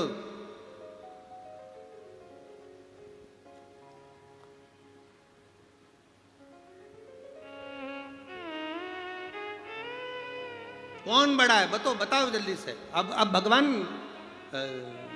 आप लोगों से कोई पूछ ले, जैसे गंगा जी ने भगवान विष्णु से पूछा कि मैं बड़ी कि गैया बड़ी? चलो बोलो रे छत्तीसगढ़ वालों, गंगा बड़ी कि गाय बड़ी? गाय बड़ी। बहुत सुंदर बोले रे, तुमको नजर नहीं लग जाए? बिल्कुल सही बात है, एकदम सत्य, बिल्कुल सही है। बस यही सोच सही है। गंगा कह रही है कि मैं बड़ी कि गाय बड़ी? भगवान नारायण ने कहा सुनो गंगा, तुम भी तारने वाली हो और वो गाय भी तारने वाली है, दोनों बराबर, दोनों बड़ी। नहीं नहीं नहीं नहीं, इस निर्णय पर नहीं जाऊंगी मैं।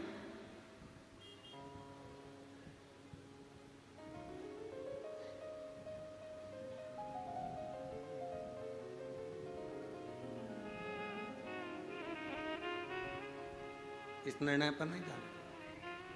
भगवान नारायण तो बात ही कर रहे थे, इतने में लक्ष्मी जी वहां से आ रही थी। जय गो माता जय गोपाल, भक्त वत्सला प्रभु दीन दयाल। जय गो माता जय गोपाल, तेरी माला भोले बाबा जप तेरी माला, भोला सब दुख का तुम्हारा, ओ भोला सब दुख का तुम्हारा। वेश है मंगल मंगलकारी, वेश है मंगल मंगलकारी। शमशान वासी हमारा, शमशान वासी हमारा, ओ भोला सब दुख का तुम्हारा, ओ भोला सब दुख का तुम्हारा। शिव कथा कहती है गंगा मैया भगवान नारायण से पूछ रही हैं और नारायण कह रहे हैं कि आप भी बड़ी हो और गाय भी बड़ी है, गौ माता भी बड़ी है और गंगा भी बड़ी है।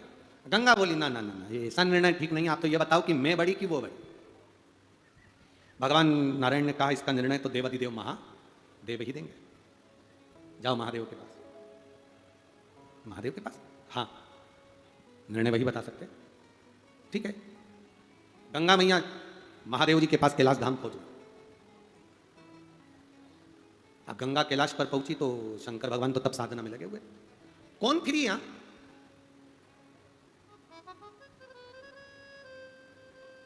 एक किसी महिला ने पत्र लिखा है, सुरजाबाई करके हैं कोई, उन्होंने पत्र में लिखा गुरु जी शिव महापुराण की कथा सुनने वाले अभगत ऐसे हैं, ऐसे भगत हैं, कथा चालू होती है और इनको हम अगर कोई बिस्कुट का पूड़ा भी देने जाते हैं तो कह देती बैठ जा,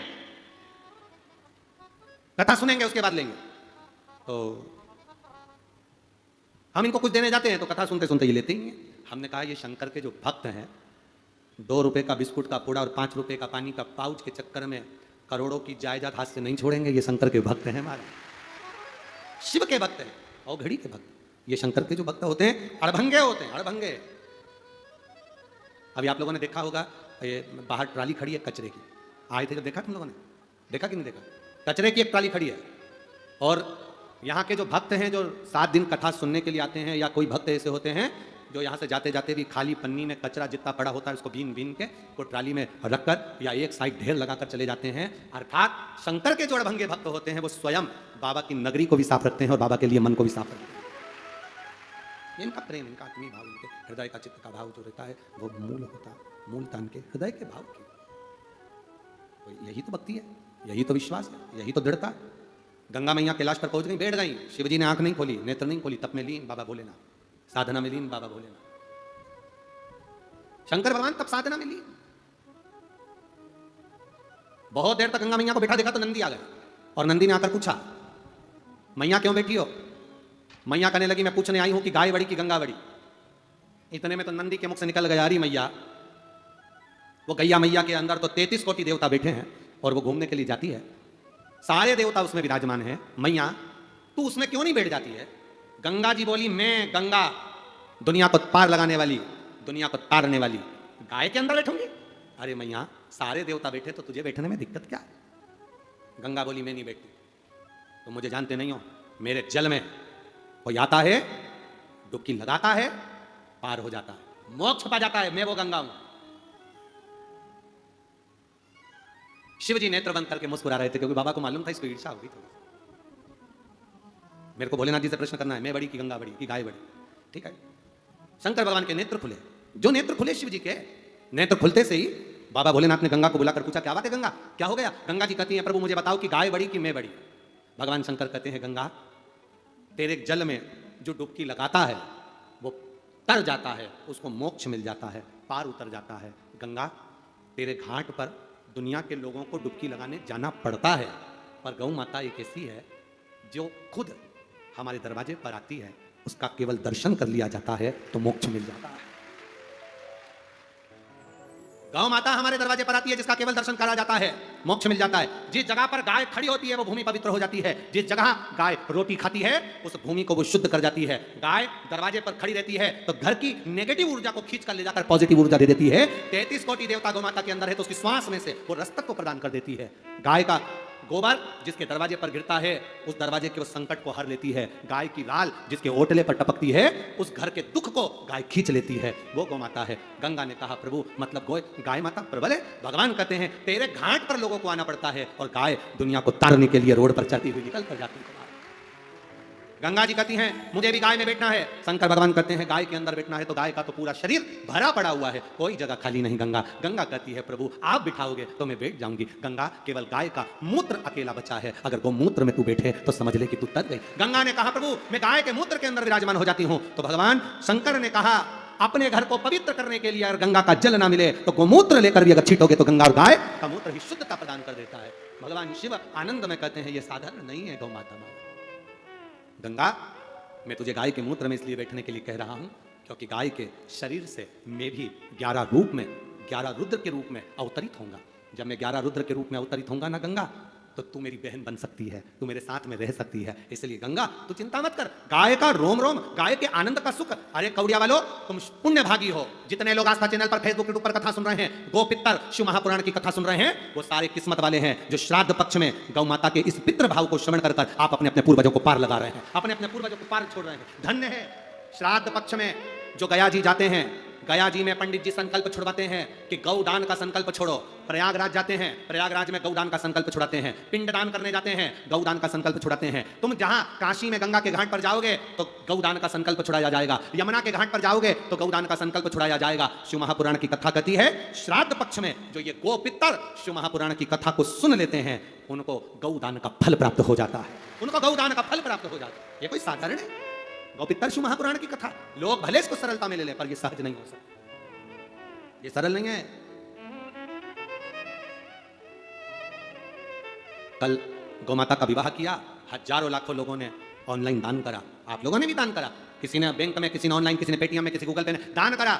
आपका किया हुआ दान आप एक बार कुबेरेश्वर धाम पर आकर जरूर देखना। जो नई 5000 गाय के लिए जो गौशाला का निर्माण हो रहा है, वहां तुम्हारा धन लगा कि नहीं लगा, आकर जरूर देखना। अपने जीवन की संतुष्टि पाओ कि हमने जो दिया वो सही जगह लग रहा है कि नहीं लग रहा। धन्यता है आपको जो आप इस आस्था चैनल पर, फेसबुक पर, यूट्यूब पर और यहाँ बैठकर गौ पितर कथा सुन रहे हो, अपने पूर्वजों को पार लगा रहे हो। अगर गौदान नहीं भी किया तो आपको अपने जीवन में गौदान का फल प्राप्त हो रहा है। पितृपक्ष में, श्राद्ध में, ये सुख मिल रहा है। ये आनंद की अनुभूति है। गंगा मैया भगवान देवादिदेव महादेव के कहने से गाय के मूत्र में विराजमान हो गई। गौमूत्र साधारण नहीं है। हजार कितना भी बड़ा कैंसर का रोग हो जाता है, कितनी बड़ी भी बीमारी हो जाती है, गौमूत्र से उसकी औषधि बनती है। गौमूत्र से औषधि बनती है। उस औषधि का पान करने पर व्यक्ति के रोग मुक्त होते हैं। रोग। और तेरी कृपा बिना न हिले एक भी लेते हैं श्वास तेरी कथा से।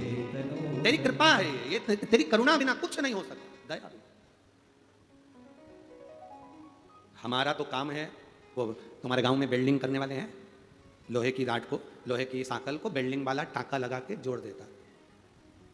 तुम सब भारत की भूमि पर जितने शंकर के भक्त इधर उधर बिखरे हुए थे, जो शंकर को मानते तक नहीं थे, शिव मंदिर में एक लोटा जल चढ़ाते नहीं थे, ये सब इस भारत की भूमि के माता की गोद के संस्कारित थे। शिव महापुराण ने केवल एक ही काम करा, हमने जिंदगी में केवल एक ही काम करा, वेल्डिंग करा। सारे कुंडों को, सारी लोहे के टुकड़ों को वेल्डिंग कर करके जोड़ जोड़ के एक ऐसी सांकल बना दी कि सारी समस्या का हल। केवल वेल्डिंग करा है और सांकल तैयार होती चली गई, केवल वेल्डिंग। और उसका फल क्या हुआ? तुम्हारे विश्वास का जब वेल्डिंग हो गई, तुम शंकर से जुड़ गए, शिव के प्रति तुम्हारा विश्वास जागृत हो गया, शंकर के प्रति तुम्हारा भरोसा जागृत हो गया, तो उसका फल क्या हुआ? एक पत्र में लिखा एक बहन ने, सिम्मी साहू, पति राजेंद्र साहू, ग्राम गनिया, जिला बेमेतरा। कहीं बैठी हो तो हाथ हिला सकती हैं। अगर कहीं बैठी हो तो हाथ हिला सकती हैं। सिम्मी साहू, पति रविंद्र साहू, ग्राम गनिया, जिला बेमेतरा, छत्तीसगढ़। कहीं बैठी हो? उधर है क्या? अच्छा, दिख रही कैमरे में? ठीक है, कैच करिए। एक बार हाथ हिला तो बहन। श्री शिवाय नमस्तुभ्यम। मैं शिव महिमा का क्या गुणगान करूं गुरुदेव। मेरे बेटे को जो 8 महीने का है, उसकी तबीयत बहुत खराब हो गई। जब उसे 7 सितंबर 2023 को हॉस्पिटल में भर्ती किया, मेरा निवेदन है आस्था चैनल पर आप पत्र अवश्य पढ़ें। पत्र भी पढ़ें कि पत्र में कहीं गुरुजी ने कुछ गड़बड़ तो नहीं बोल दिया। पत्र भी पढ़ें। 8 महीने का बालक, तबीयत खराब हो गई। जब उसे 7 सितंबर 2023 को हॉस्पिटल में ले गए तो कोई भी हॉस्पिटल में ले जाने के लिए तैयार नहीं थे। अस्पताल वाले लेने को तैयार नहीं थे, क्योंकि बेटा 8 महीने का था। इतने छोटे से बच्चे को कौन ढेरता? डॉक्टरों ने हमसे एक पेपर पर हस्ताक्षर करवा लिया। हॉस्पिटल में हस्ताक्षर करवाए पेपर पर, बच्चे को एडमिट किया। उनका कहना था बच्चे की सांस नहीं ले पा रहा था। जब उसके सांस नहीं ले पा रहा था, दिक्कत हो रही थी, तो डॉक्टर ने बताया, उसकी जांच में आया कि इस बच्चे के दिल में छेद है। 8 महीने के बच्चे के दिल में छेद है। लेकिन हमें अपने शिव जी पर पूरा भरोसा था। शंकर जी का मंदिर हॉस्पिटल के पास में कहीं नहीं था। जब मंदिर नहीं था गुरुदेव, तो हम कहाँ जल चढ़ाने जाते? बाबा, आपकी कथा का इतना भरोसा है ना गुरुदेव, और आपकी शिव पुराण का इतना भरोसा है, बस याद किया आपकी शिव पुराण को, आपको और बाबा देवादिदेव महादेव को। करती क्या? मोबाइल में शंकर जी का एक फोटो था, शिवलिंग नहीं मिला। मोबाइल में शंकर जी का एक फोटो था, उसी पे 2 बूंद पानी मैंने चढ़ाया। उस पानी को मोबाइल पर से रुमाल पर पोंछा, बेटे की छाती पर जाकर लगा दिया। डॉक्टर से कहा, आप एक जांच और कराओ। मेरा विश्वास कहता है मेरे बच्चे के हृदय में छेद नहीं हो सकता। दूसरी जांच फिर करवाई गई उसी हॉस्पिटल में, और बाबा की कृपा से, बाबा ने ऐसी कृपा करी, 7 सितंबर को बोला गया था कि इसके हृदय में छेद है। 10 सितंबर को फिर जांच हुई और बाबा की कृपा से जांच में आया कि इस बच्चे के हृदय में छेद नहीं है। यह शिव तत्व है। ओ घड़ी, ये शंकर, ये दयालु दाता। वो मां यहीं बैठी है। बच्चे को लेकर आई हो, अगर लाई हो तो व्यासपीठ पर ला सकती हो। बच्चे को व्यासपीठ पर लाइए। हाँ, तो लेकर आ सकती हैं आप व्यासपीठ पर। अगर बच्चे को लाई हैं तो व्यासपीठ पर ला सकती हैं। केवल इस शब्द को एक बार आस्था चैनल पर वापस दिखाओ।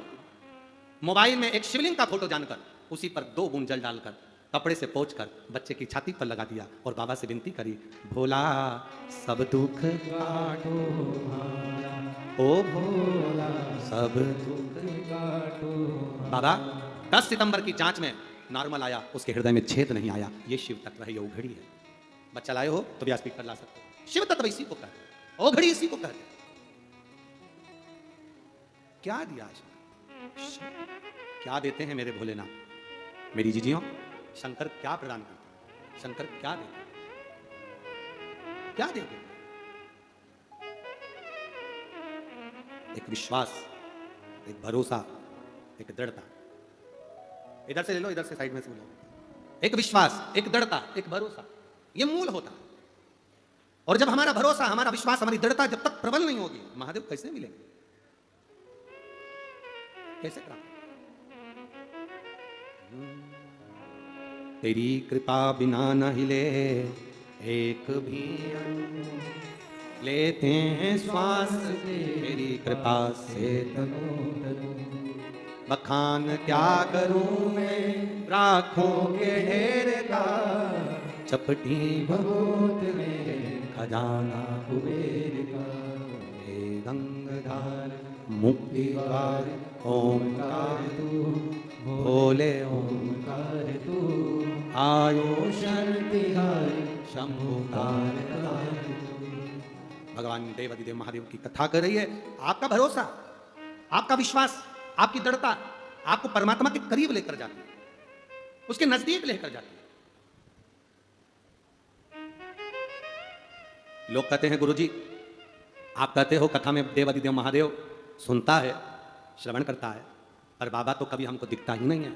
हम कहते हैं उसको देखने की जरूरत भी नहीं है, बस इतना स्मरण रखो कि जितने संसार में लोग हैं ये सब शंकर के ही स्वरूप में हैं, कोई दूसरा नहीं, कोई दूसरा नहीं। वो एक लाइन आती है ना, तुझ में रब दिखता है यारा में क्या करूं, सब में मेरा भोलेनाथ दिखता है मैं करूं क्या। गुरु में, चेले में, माता में, पिता में, बच्चों में, बड़ों में, बुजुर्ग में, सब में शिव है, सब में शिव। शंकर हर जगह, शिव हर जगह, देवादिदेव महादेव हर जगह।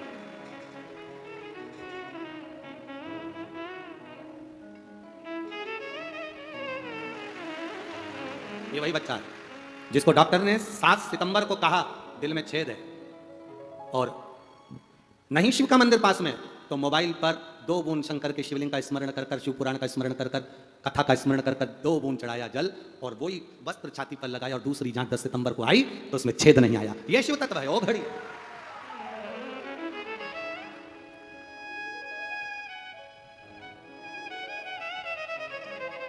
अरे लुटा दिया भंडार का शिवाले कर दिया माला। शिवाले। इसमें जीत, अगर शंकर भगवान सुनते हैं तो आपके भरोसे पर, आपके विश्वास पर सुनते हैं, आपकी दृढ़ता पर सुनते हैं।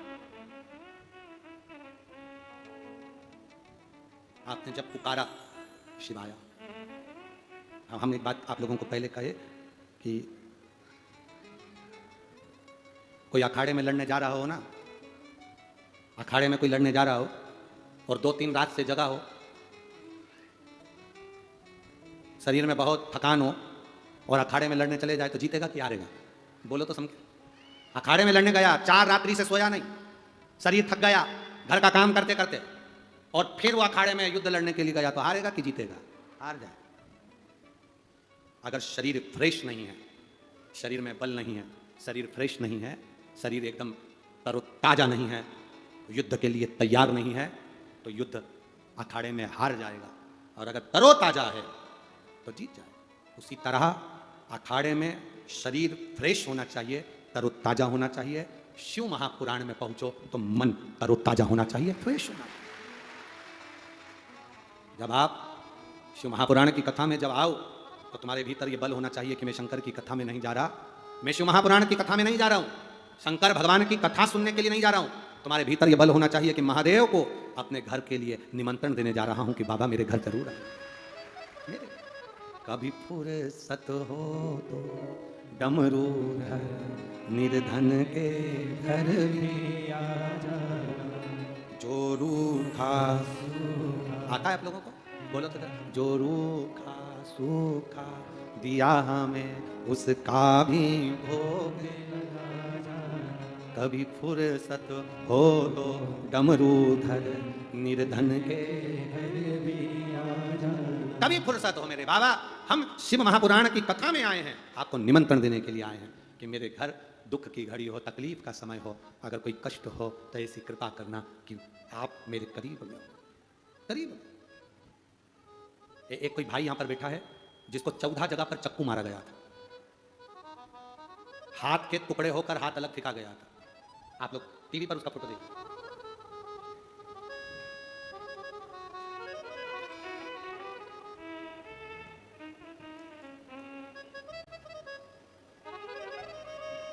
ये फोटो आप टीवी पर देखिएगा। हाथ कहां पड़ा है उसका, पंजा कहां पड़ा है, हाथ कहां पड़ा है, टीवी पर उस फोटो को देखिए।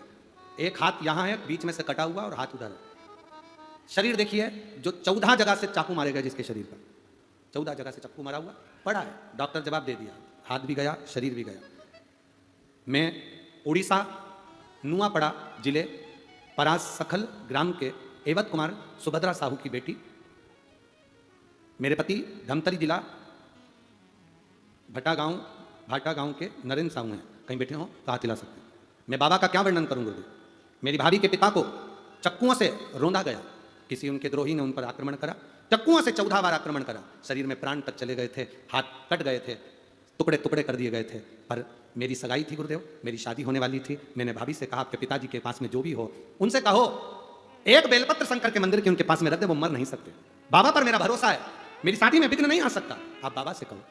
एक बेलपत्र जब उनके करीब में ला कर दी, जिसके शरीर में 14 चाकू लगे हों, हाथ पैर कटकर अलग पड़े हों, उसकी भी धड़कन वापिस चालू हो गई। मैं शिव जी को यहाँ नमन करने के लिए आई हूँ कि जीवित हुए, उनका फोटो लगा रही हूँ वापिस। जब जिंदा हुए उस समय का फोटो, उनका हाथ वापिस जोड़ा गया उस समय का फोटो मैं लगा रही हूं। आप उस फोटो को भी देखो जिसको वापिस लगाया गया और वापिस जीवित। शिव तत्व है ओ घड़ी शंभु। खाली न जाता कोई दर से तुम्हारे, खाली न जाता कोई दर से तुम्हारे, मैं भी खड़ी हूं नन्ही बाहें पसारे, अपने हृदय से लगा लो गिरा जा रहा हूं, उठा लो। एक भरोसा शिव के प्रति हो, एक भरोसा दृढ़ता के प्रति। गंगा मैया ने शंकर भगवान के वचन पर भरोसा करा तो गौ माता के मूत्र में जाकर विराजमान हो गई, तो गौमूत्र में गंगा समाहित हो गई। भरोसा करा तो गाय के साथ गंगा का भी स्मरण दुनिया के लोग कर रहे हैं। उनके वचन पर भरोसा करा, विश्वास करा, दृढ़ता रखी, भरोसा। आप गुरु के वचन पर भरोसा ना करो, आप शंकर की शिव महापुराण पर भरोसा ना करो। इस बहन ने भरोसा करा, उसी रात्रि को इस बहन ने बस भरोसा करा तो दूसरी जांच के पहले बाबा ने कृपा भी करी। भरोसा तो करो। अब उसके पास तो शिवलिंग भी नहीं था, मंदिर भी नहीं था शंकर जी का, कहां जाती? दूसरे गांव, दूसरे शहर में, हॉस्पिटल में दिखाने गई, बड़े शहर में, कहां जाती? उसको याद आया शिव महापुराण की कथा मोबाइल पर ही सुनती हूँ। बाबा का भाव से शिवलिंग निकालकर उसी पे 2 बूंद चढ़ाकर कपड़े से पहुंच गया, उसी पर चढ़ा। वहां पर ना तो सियोर वाला महाराज था, वहां पर ना कोई था, केवल उसका भरोसा था। जो कथा उसने टीवी पर सुनी थी, जो कथा उसने मोबाइल पर सुनी थी, उस कथा से उसका विश्वास इतना पक्का था कि मेरा भोलेनाथ मेरे साथ गलत नहीं कर सकता, मेरा साथ देगा और जरूर मेरा बेटा ठीक होगा। तो हुआ, भरोसा टूट गया क्या? हम कथा करने के लिए जब यहाँ पर पहुंचते हैं, आज तक हमने ये बात किसी को नहीं कही, पर आज आप तो श्राद्ध पक्ष में ये बात कर रहे हैं। जब कथा करने यहाँ पहुंचते हैं तो बाबा से कहकर चलते हैं, बाबा कथा शरीर बाँचेगा पर बोलने वाला तू होगा। जितने लोग कथा श्रवण करने के लिए आते हैं या टीवी पर या मोबाइल पर सुनते हैं ना बाबा, ये बड़े भरोसे के साथ सुनते हैं। बाबा व्यासपीठ से वही शब्द बुलवाना जिससे अगर ये प्रयोग करें तो उनका प्रयोग खाली ना जाए और बाबा उनकी झोली बुलवाना, वही जो तू बोल सकता, जो तू कृपा कर सकता। इसमें सियोर वाले महाराज की शान नहीं घटेगी। अगर किसी ने पशुपति व्रत करा, दुर्वा चढ़ाई, स्टोन हो गया, दुर्वा खाई, किसी ने जल चढ़ाया, उसका काम नहीं हुआ, तो इसमें सियोर वाले का कुछ नहीं घटेगा। घटेगा किसका? वो इतना गुणगान करता है भोलेनाथ का, शंकर जी शंकर जी शंकर जी, भोलेनाथ भोलेनाथ करता है, मेरा शंभू मेरा शंकर, मेरा शंभू मेरा शंकर करता है। शंकर ने क्या करा? घटेगा किसका? हमारा कुछ न बिगड़ेगा, तुम्हारी शान जाएगी, पकड़ लो हाथ त्रिपुरारी, नहीं तो डूब जाए। हमारा कुछ नहीं बिगड़ेगा। बिगड़ेगा किसका? भोलेनाथ का गुणगान कर रहे, भोलेनाथ जाने। शंकर को जल चढ़ा रहे हो, शंकर जी जाने। अब दुनिया के लोग कहें महाराज जी हमारे बच्चे को आशीर्वाद दे दो, हमारा बच्चा का ऐसा हो जाए, हमारे को आशीर्वाद दे दो, ऐसा हो जाए। हम कोई भगवान है जो तो आशीर्वाद देंगे? हम तो तुम्हारे जैसे, तुम 2 रोटी खाते हो, हम भी 2 रोटी खाते हैं, तुम स्नान करते हो, हम भी स्नान करते हैं, तुम जैसे पैदा हुए वैसे माता के गर्भ से हम भी पैदा हुए, तुम जैसे रहते हो वैसे हम भी रहते हैं। ना तो हमें कोई बड़े हैं ना हम कुछ हैं, केवल हम तो भोलेनाथ जी के चरणों के दास हैं। वो जैसा करता है वैसा करवा देते हैं, कह देते। बाकी क्या कुछ नहीं, जैसे तुम वैसे हम। दुनिया के लोगों को शौक होगा भगवान बनने का, पर सियोर वाले महाराज को कोई शौक नहीं, इसलिए आपसे मिलते भी नहीं। क्योंकि मिलेंगे और तुम हमसे कहोगे हमारे बच्चों का आशीर्वाद, क्या आशीर्वाद देंगे? आशीर्वाद दे शंकर। जिसको तुम 1 लोटा जल चढ़ाओगे आशीर्वाद वो देगा, जिसकी तुम कथा सुन रहे हो आशीर्वाद वो देगा, जिसके दरवाजे पर चलकर तुम 2 किलोमीटर दूर यहाँ आए हो तुम्हारे दरवाजे पर वो पहुंचेगा। दुख की घड़ी में सियोर वाला नहीं आएगा, दुख की घड़ी में महादेव आकर खड़ा होगा, महादेव आकर खड़ा होगा। कई दुनिया के लोग भगवान बनने का प्रयास करें, वो भगवान बने चल जाएगा, पर हम तो तुम्हारे जैसे हैं और तुम्हारे जैसे रहना चाहते हैं। हम भी श्री शिवाय नमस्तुभ्यम बोलते हैं, तुमसे भी बुलवाना चाहते हैं, क्योंकि हमारे दुख के समय पर वो आकर खड़ा हुआ था, तो तुम्हारे दुख के समय पर भी वही आकर खड़ा होगा। उसको जपो, उसको भजो, उसका स्मरण करो, खाली नहीं जाएगा। जिसको भगवान बनने का शौक हो वो बने, जिसको जो बनने का शौक हो वो बने। हमारी तो एक अभिलाषा है, तेरे चरणों का दास बनाकर रखना। तेरे चरणों का भी दास ना बनाए तो तेरे चरणारविंद का कंकर बनाकर रख देना, वही बहुत है। धूल बनाकर रख देना, वही बहुत है। उसके चरणों का बने, हमारा कुछ नहीं बिगड़ेगा। बिगड़ेगा तेरी शान सत्ता वैभव तेरा। लोग कहते हैं शिव महामृत्युंजय है, लोग कहते हैं शंकर अवघड़ी है, लोग कहते हैं शंकर अड़भंगा है, लोग कहते हैं शिव मृत्यु को जीतने वाला है। तो दुख आया तो तू क्यों ना खड़ा हुआ? एक बेटी कहती है मेरे पत्रिका में मंगल बताया है गुरुजी,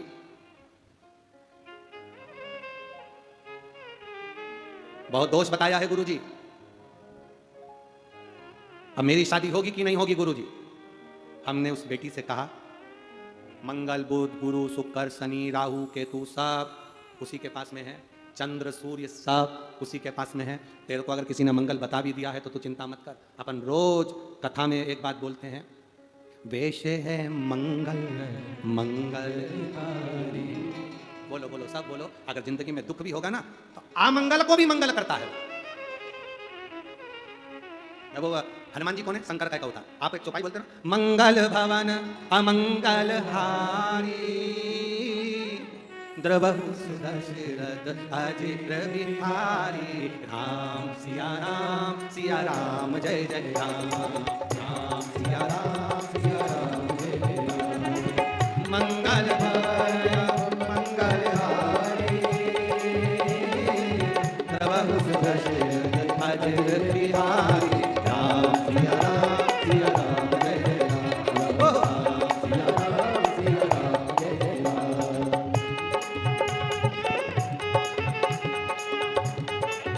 पीछे वाले में दोनों हाथों से बड़े प्रेम से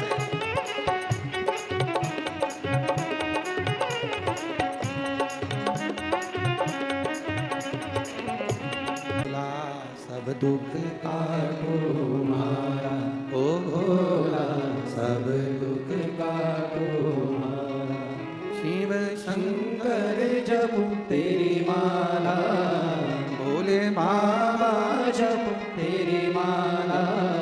भोला सब दुख काटो मारा, ओ भोला सब दुख काटो मारा। वेश है मंगलकारी, वेश है मंगलकारी। शमशान वासी हमारा, शमशान वासी हमारा। ओ भोला सब दुख काटो हमारा, ओ भोला सब दुख काटो।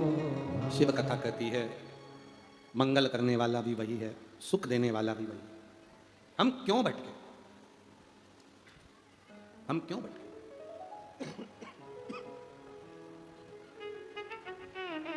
किस लिए हम लोग भटके? सुख देने वाला वही। गंगा मैया को समझाकर गौमूत्र में विराजमान किया। कथा वर्णन करती है, बाबा देवादिदेव महादेव का पवित्र संवाद वर्णन करता है। माता पार्वती जी स्नान करने के लिए जाती हैं, तन पर उपटन लगाती हैं।